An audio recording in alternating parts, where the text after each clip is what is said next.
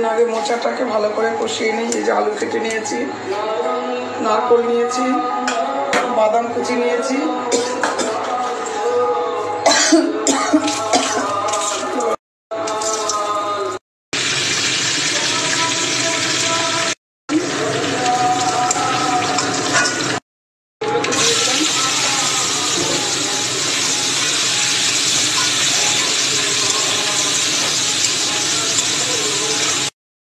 লবণ দিয়ে দিলাম, আর গুঁড়ো করে রেখেছিলাম বাদামগুলোকে দিয়ে দিলাম, দিয়ে দিলাম, দিয়ে দিলাম, দিয়ে দিলাম, সেদ্ধ করে রেখেছিলাম দিয়ে দিলাম,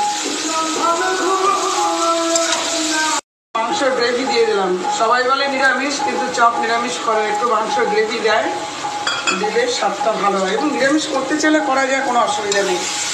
কিন্তু এটা এখানে আমি হিং দিয়ে দিলাম কিছুটা, লবঙ্গ, সমস্ত পাঁচফোড়ন, সমস্ত মশলা, জিরে ধনে সব কিছু একসাথে ড্রাই করে নিয়েছিলাম কাঠখোলায়। এই মশলাটা দেবো চাপের মধ্যে। এটা দেখা, এখানে আমি মিষ্টি দিয়ে দিলাম, ঝাল নুন মিষ্টি সমান হবে, দিয়ে দিলাম, রেখেছিলাম এটা আমি দিয়ে দিলাম।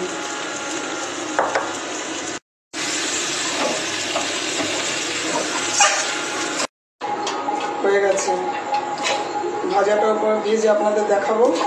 আমি যেরকমভাবে মোচাটাকে কষিয়েছি, যেরকম মশলা দিয়েছি, আপনারা সেইভাবে করবেন।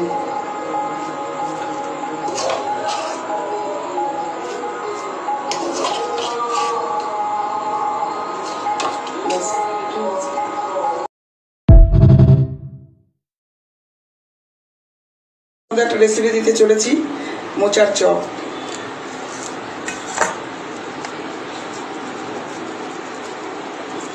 এখানে জল নিয়েছি, একটু লঙ্কার গুঁড়ো দিয়ে দিলাম, এখানে আমি কর্নফ্লাওয়ার দিয়ে দিলাম,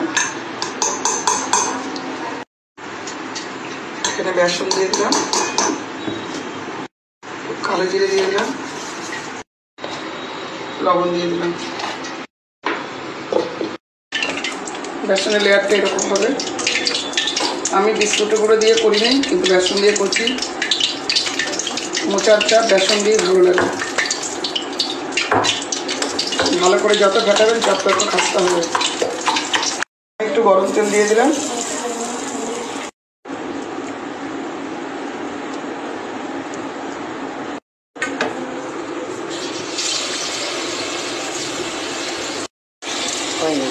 রোজই কালতাম।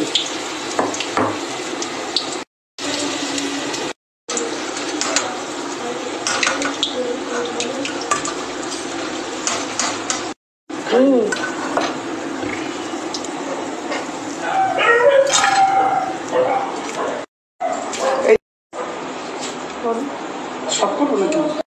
মোচার চপ আমি যেভাবে করেছি আপনারা সেভাবে করবেন। ভালো লাগলে লাইক কমেন্ট শেয়ার করবেন, পাশে থাকা বেল আইকনটি ক্লিক করবেন এবং ইউটিউব চ্যানেলটাকে সাবস্ক্রাইব করবেন এবং সকলে আমার পাশে থাকবেন এবং সকলে সুস্থ এবং ভালো থাকবেন।